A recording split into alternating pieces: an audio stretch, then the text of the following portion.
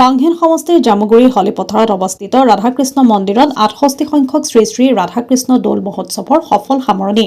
জনপ্ৰিয় কণ্ঠশিল্পী ফুংবিলি বসুমতাৰীৰ গীতৰ তালে তালে নাচিলে হাজাৰ হাজাৰ দৰ্শকে। কাৰ্বি আংলং জিলাৰ লাংঘিন সমষ্টিৰ অন্তৰ্গত জামুগুৰিৰ হলিপথাৰত অৱস্থিত ৰাধাকৃষ্ণ মন্দিৰৰ প্ৰাংগণত ৫দিনীয়া বৰ্ণাঢ্য কাৰ্যসূচীৰে আয়োজন কৰা ৬৮ সংখ্যক শ্ৰী শ্ৰী ৰাধাকৃষ্ণ দৌল মহোৎসৱৰ সফল সামৰণি পৰে। জামুগুৰিৰ ৰাধাকৃষ্ণ মন্দিৰত দূৰ দূৰণিৰ পৰা অহা ভক্তসকলৰ সমাগম ঘটে। নাম কীৰ্তন, পূজা অৰ্চনা আৰু ৰাধাকৃষ্ণৰ নামেৰে মুখৰিত হৈ পৰে শ্ৰী শ্ৰী ৰাধাকৃষ্ণ মন্দিৰ। ইয়াৰ উপৰি দৌল উৎসৱৰ লগত সংগতি ৰাখি মহোৎসৱৰ বাকৰিত আনন্দ মেলা আৰু বাণিজ্য মেলাৰো আয়োজন কৰে উদযাপন সমিতিয়ে। সমগ্ৰ লাংঘিন অঞ্চলটোৰ লগতে জিলাখনৰ ভিন্ন স্থানৰ পৰা দৰ্শনাৰ্থীসকলৰ সমাগম ঘটে।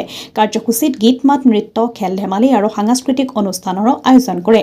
ইপিনে ৫দিনীয়া বৰ্ণাঢ্য কাৰ্যসূচীৰে আয়োজন কৰা শ্ৰী শ্ৰী ৰাধাকৃষ্ণ দৌল মহোৎসৱটি সুন্দৰভাৱে পৰিচালনা কৰে দৌল মহোৎসৱ পৰিচালনা সমিতিৰ সভাপতি উমাকান্ত বসুমতাৰী, সম্পাদক ৰবিশংকৰ বসুমতাৰী আৰু হেমন্ত বসুমতাৰী, অশোক বসুমতাৰীৰ লগতে শুভাৰাম বাগলাৰীয়ে। শেষৰ দিনা কাৰ্যসূচীত নিশা চিৰাঙৰ আমন্ত্ৰণ কৰি অনা জনপ্ৰিয় কণ্ঠশিল্পী ফুংবিলি বসুমতাৰীৰ গীতৰ শৰাই অনুষ্ঠানৰ আয়োজন কৰা হয়। জনপ্ৰিয় কণ্ঠশিল্পীগৰাকীৰ গীতৰ মায়াজালত মুগ্ধ হৈ আনন্দত আত্মহাৰা হৈ পৰে দৰ্শকসকল। এটাৰ পিছত আন এটা জনপ্ৰিয় গীত পৰিৱেশন কৰি সকলোকে আপ্লুত কৰে ফুংবিলি বসুমতাৰীয়ে। জাতি ধৰ্ম বৰ্ণ নিৰ্বিশেষে সকলো লোকে আহি দৌল মহোৎসৱটি সৰ্বাংগীন সুন্দৰ কৰি তোলাৰ বাবে আয়োজক সমিতিয়ে সমূহ ৰাইজক ধন্যবাদ আৰু শুভেচ্ছা জ্ঞাপন কৰে। কাৰ্বি আংলং জিলাৰ ডকমকাৰ পৰা নেত্ৰকমল শৰ্মাৰ ৰিপৰ্ট, নিভাজ অসম লাইভ।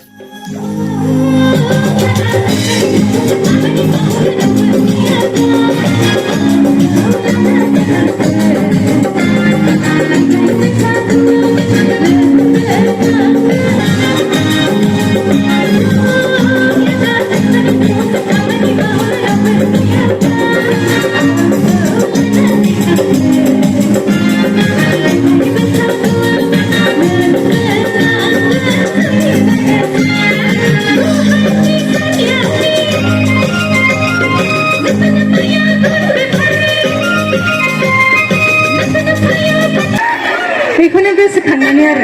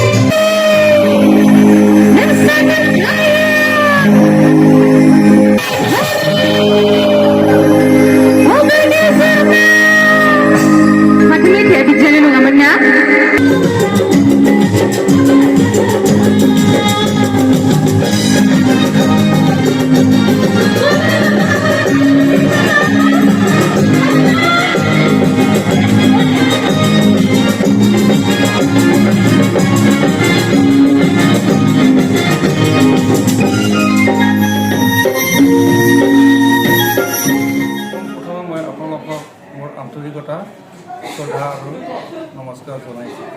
আমি এই ৫দিনীয়া কাৰ্যসূচীত সমূহ ৰাইজৰ সহযোগিতাত আমি ভলীবল খেল পাতিছোঁ আৰু সন্ধিয়া ভাগত আমি কালচাৰেল নাইট প্ৰতিযোগিতা কৰিছোঁ।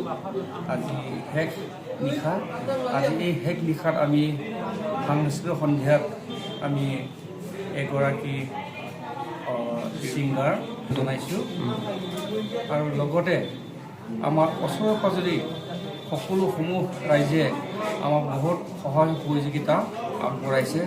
আশা কৰোঁ অহা বছৰ আমি যাতে সকলো ৰাইজে বিভিন্ন জনগোষ্ঠীয়ে আহি আমাৰ এই কাৰ্যসূচীত সহযোগিতা আগবঢ়াব বুলি মই সকলোকে ৰাইজক অশেষ ধন্যবাদ জ্ঞাপন কৰি নমস্কাৰ। ৰাইজৰ সহায় কেনেকৈ পাইছে?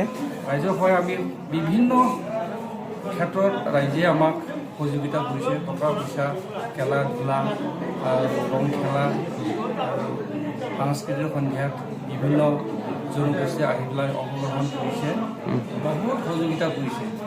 আৰু লগতে আমি সকলো সমূহ ৰাইজৰ পৰা মৰম চেনেহ আমি বহুত পাইছোঁ। সেইকাৰণে আমি আমাৰ শ্ৰী শ্ৰী ৰাধাকৃষ্ণৰ জন্মবছৰ পূজা কমিটিৰ হৈ আমি সকলো ৰাইজক সমূহ ৰাইজক আমি শ্ৰদ্ধা আৰু মৰম চেনেহ যাচিছোঁ। আমাৰ পাঁচদিনা কাৰ্যসূচী আছিলে, গতিকে আজি একেবাৰে শেষৰ দিন। কি কাৰ্যসূচী ৰাখিছে আজি? হয়, গতিকে মানুহৰ ভিৰ সমাগম যথেষ্ট হৈছে আৰু পিছলৈও আমি সেই মহোৎসৱটো পাতিয়ে থাকিম। গতিকে পিছৰ বাৰতো হয়তো ঠিক তেনেকেই মানুহৰ সমাগম দেখা পাম বুলি আশা কৰিছোঁ। নিছে আজি নিশাৰ কাৰ্যসূচী হিচাপে আপোনাৰ আমি আজি শেষ নিশাত আমাৰ ছিংগাৰ এজন আমি ইয়াত আমন্ত্ৰণ কৰিছোঁ আৰু সেই মৰ্মে তাই এতিয়া উপস্থিত হৈছে। কোন ঠাইৰ পৰা আমন্ত্ৰণ কৰিছে আৰু হয়, ছিংগাৰজনৰ নামটো ক'লে? চিৰাং ডিষ্ট্ৰিক্টৰ পৰা। চিৰাং ডিষ্ট্ৰিক্ট বিটিয়াৰ।